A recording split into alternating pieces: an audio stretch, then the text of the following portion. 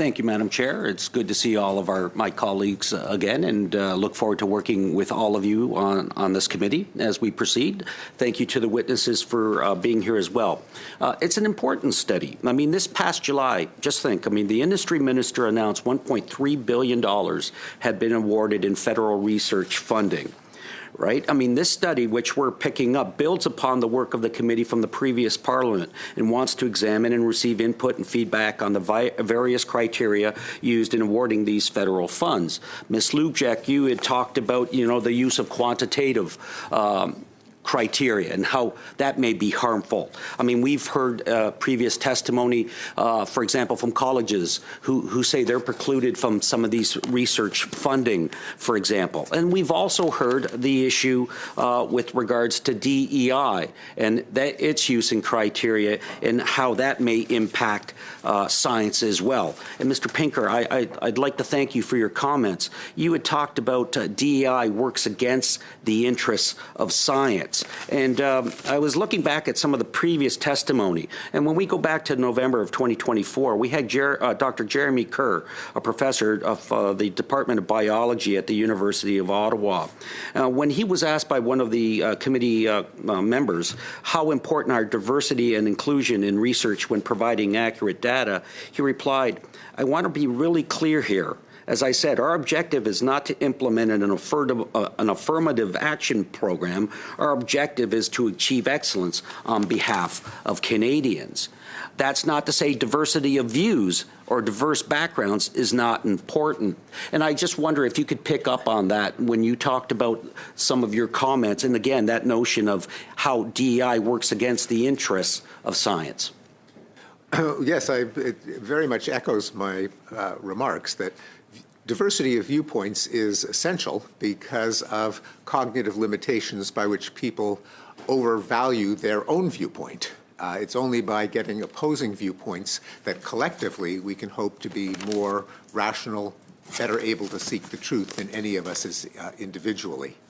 But diversity of skin color, diversity of chromosomes, is no guarantee of better science because people of a given ethnicity or of a given sex don't all think alike. Yep. And if we had fair criteria to pick the best scientists and the best science, then ideally that would be the ultimate way of reducing discrimination because it would zero in on quality, ignoring irrelevant criteria such as skin color or sex. Thank you. And Professor Sharif, you had also mentioned that I think your comment was barriers to equal access harm all, and so closing doors rather than opening them is harmful in the use of the criteria. Can you just expand on that a little bit more? Sure. So the point I was just trying to make is that with the CRC program, there's an explicit policy to bar a certain demographic, that is able-bodied white men, from being nominated for these chairs, using these chairs to attract them or retain them in Canada.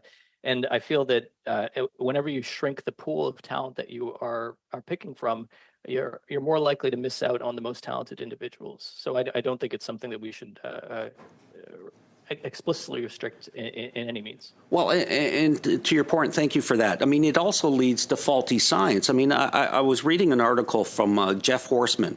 He's an associate professor of chemistry and biochemistry at Wilfrid Laurier University. And he's basically saying, talking to a colleague, "I have made my peace with EDI," this colleague said to him. "I will lie about my most deeply held beliefs or convictions on paper in order to get funding. If you believe in merit and competency," they're basically saying, shut up, just lie on your application to get the funding. I mean, that doesn't advance science. I mean, what we're having now is individuals having been put in a position that they know unless they tick off a box, they're not going to get their program funded. I was just wondering if you could elaborate on that.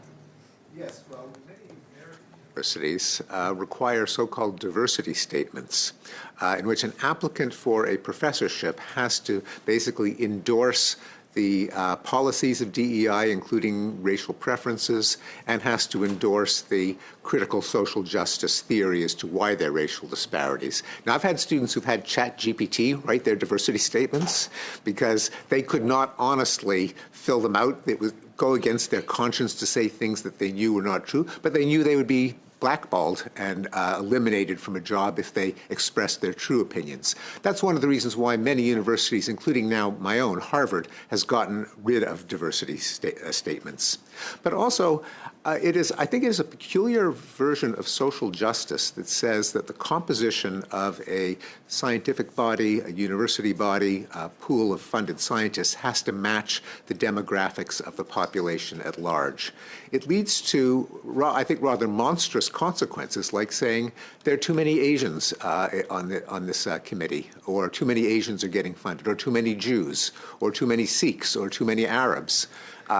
It is just not going to be the case that every ethnic group, every sex is going to be perfectly represented in proportion to their membership in the population.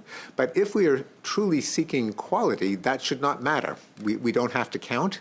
There may be discrepancies. They can go in different directions. But if we're funding the best science, we get the best science. Thank you, Mr. Pinker. Your time is up.